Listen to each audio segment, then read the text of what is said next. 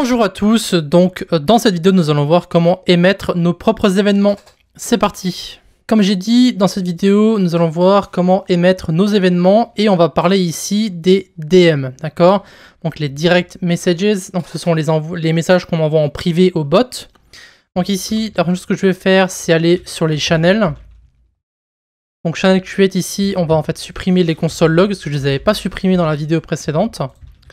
Voilà, on va supprimer tout ça. On va garder channel create parce qu'on va en avoir besoin. Et on va bouger un petit peu notre arborescence. Donc ici, on va créer d'autres dossiers, d'accord, pour notre événement. Donc on va créer un dossier pour les messages. Et à l'intérieur, alors peut-être pas message, du coup, on va mettre... alors, on va mettre member. Et du coup, member, on va mettre guild member add et guild member remove à l'intérieur. Et ici, pour le reste, alors pour client, on va du coup le renommer en message. Du coup, on aura log. Donc il va contenir, là on va mettre nos différents logs. On a member, où ça va plutôt parler des membres en général, donc les guild member add, guild member remove. Les messages, ça ce sont les messages qui sont envoyés, et les réactions, bah, ce sont les réactions. Voilà, encore une fois, le nom des dossiers n'a pas vraiment d'importance, c'est juste pour avoir quelque chose de plus structuré, on va dire. Donc ici, on va voir comment justement créer notre propre événement. Alors, premièrement, grâce à ce qu'on a fait dans le fichier principal, donc dans le fichier main.js ici, donc notre load event va en fait charger notre événement quoi qu'il arrive, en fonction du paramètre qu'on va mettre. Alors ici, ce qui est important de faire d'abord, c'est de voir ce qui est déclenché lorsqu'on va créer un événement, lorsqu'on va créer un message privé au bot, pardon. Donc pour ça, je vais utiliser donc mon deuxième compte, donc Justine. Donc ici, lorsqu'on envoie un message au bot, il y a plusieurs événements qui vont être déclenchés. Mais le premier événement qui est déclenché lorsqu'on envoie un DM, c'est l'événement channel create, d'accord? Donc c'est d'abord celui-là qui est renvoyé. Donc ce qu'on va devoir faire ici, c'est que vous allez voir que si on envoie un message, donc si ici par exemple je mets node-main.js, peu importe ce que je fais, si j'envoie un message au bot via Justine, vous pouvez voir qu'ici ça m'envoie une erreur, alors que j'ai encore absolument rien fait. Vous pouvez voir qu'il y a marqué cannot read property fetch audit logs of undefined, donc sur channel create.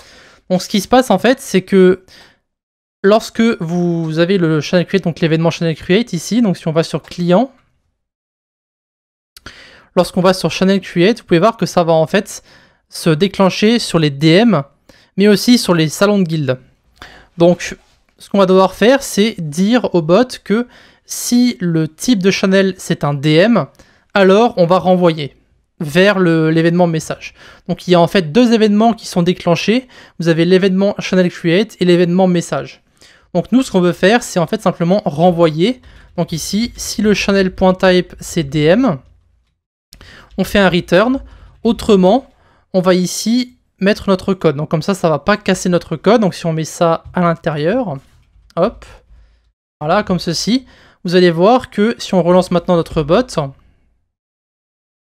eh bien lorsque je vais envoyer un message donc au bot, ici si j'envoie un point, vous pouvez voir qu'il ne se passe rien, donc on n'a plus d'erreur, donc ça c'est déjà bon. Mais vous pouvez voir que si je fais aussi, donc si je mets ici dans, alors je vais descendre un petit peu, si je crée ici un salon, vous pouvez voir que ça change absolument rien à mon événement. Vous avez toujours le déclenchement de l'embed ici. Pareil, si je supprime, vous pouvez voir que ça ne change absolument rien. Et vous pouvez voir que dans le code ici, on n'a pas d'erreur non plus. Donc on a déjà résolu le premier problème. Donc si jamais le type de channel c'est un DM, alors on renvoie rien pour l'instant. Donc ici, on va maintenant se focaliser sur notre événement message. Donc sur cet événement message, ce qu'on va faire, c'est qu'on va renvoyer vers un autre événement si le type de channel c'est un DM. Donc ici on va passer par message, donc if message.channel.type égale DM. Ici on met return et c'est là qu'on va en fait renvoyer vers notre nouvel événement. Donc notre événement, on va l'appeler direct message. D'accord, donc DM. Direct message. .js, et cet événement vous pouvez le nommer comme vous voulez, d'accord, parce que c'est votre événement à vous, c'est vous qui allez le créer. Donc nous, ce qu'on va faire, c'est qu'on va prendre l'événement ready, on va mettre notre direct message, et ici, vous pouvez uniquement importer les paramètres de là où vous renvoyez l'événement. Donc ici, vu que c'est dans l'événement message qu'on va renvoyer vers les DM, donc vers direct message, on peut uniquement utiliser le paramètre message. Donc ici, on va mettre client et message. Et donc ça, on va l'enlever. Ce que je vais faire, c'est que pour l'instant, je vais mettre console log, je suis l'événement direct message. Comme ça, vous le verrez lorsqu'il sera déclenché. Et du coup, pour renvoyer vers l'événement, ici, on va utiliser client.emit. Et ensuite, on met le nom de l'événement. Donc, direct message. Et après, le paramètre qu'on veut accrocher. Donc ici, on veut accrocher message. C'est pour ça que je dis qu'on peut uniquement renvoyer les paramètres qui sont dans l'événement où on renvoie l'événement. Donc ici, vu qu'on a uniquement message comme paramètre, on peut uniquement renvoyer message. Et donc ici, ce qui va se passer, c'est que lorsqu'on va envoyer un message privé, donc un type message privé, eh bien, ça va au lieu de déclencher ce que vous avez ici, donc tout le code qu'on a là, ça va déclencher notre événement direct message. Et du coup ici, si je vais sur Justine, je vais mettre un point. Vous pouvez voir que ici, dans notre terminal, on a maintenant « Je suis l'événement direct message ». Donc, au lieu d'avoir l'événement message qui se déclenche ou le channel create ici, on a cet événement que nous avons créé qui va se déclencher.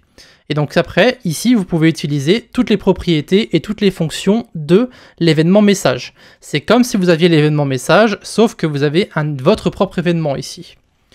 Là, on peut mettre par exemple message.content. Et donc, si on relance encore une fois notre bot, et que cette fois-ci, on envoie par exemple « Salut à toi »,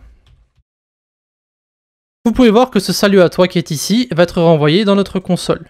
Et donc après ça, ce qu'on peut faire éventuellement, c'est premièrement faire une vérification. Donc ici, on va en fait renvoyer les informations de l'utilisateur qui va envoyer un message.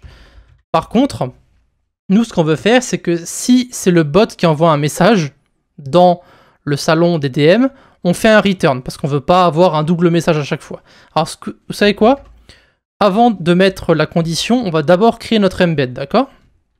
Donc ici, ce qu'on va faire, c'est qu'on va être dans notre kick, par exemple, on va copier la commande kick. Alors, par contre, je viens de me rendre compte que j'ai pas le bon thème, voilà. Désolé pour ceux où c'était un peu sombre pour le début. Donc kick ici, on va coller l'embed. Évidemment, on va avoir besoin de message embed. Donc const message embed, require discord.js. Et donc ici, on va pouvoir tout changer. Donc au lieu de mettre user ici, on va mettre donc, alors évidemment toujours la même chose, donc message.author.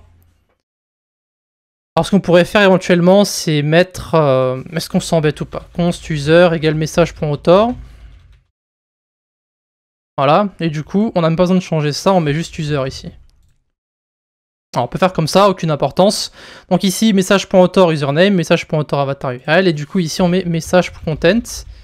Et donc l'action c'est ticket. On va mettre ouverture ticket du coup. Voilà. Donc on a créé une sorte de ticket. Donc maintenant il ne reste plus qu'à tester, d'accord? Alors on va réallumer notre bot. Hop, .main.js. Alors attendez une seconde, j'ai une bonne idée. Ce qu'on va faire, c'est qu'on va aussi renvoyer un message à l'utilisateur. Donc user.send. Et ici, en fait, nous avons reçu votre ticket. On vous répondra dès que possible. Voilà. Parfait. Donc ici, on relance notre bot. On va ici taper « Salut à toi » avec Justine. Alors vous pouvez voir qu'ici, ça nous renvoie, nous avons reçu votre ticket, on vous reprend dès que possible, donc ça c'est bon. Par contre, ici dans notre terminal, on a une erreur, il y a marqué « Cannot send messages to this user ». Et si vous regardez dans le salon des logs, vous pouvez voir que le ticket, c'est en fait le bot qui a été reconnu ici. Donc là, ce qui s'est passé, c'est que vu que le bot a envoyé un message dans le salon de type DM, d'accord? Donc ici, si on regarde sur Justine, vous pouvez voir que Coffee Engine a envoyé lui un message, et son message, en fait, a été renvoyé. Donc ici. Le problème, c'est que nous, évidemment, on ne veut pas avoir cette information. D'accord? On ne veut pas avoir deux fois le même message. C'est ce que je disais plus tôt. Ici, en fait, le bot est détecté comme ayant envoyé un message, et donc il est renvoyé sur notre salon de log. Ici, vous avez bien le ticket de Justine, hein, mais par contre, vous avez le ticket aussi de Coffee Engine ici. Donc nous, ce qu'on veut faire, c'est faire une vérification.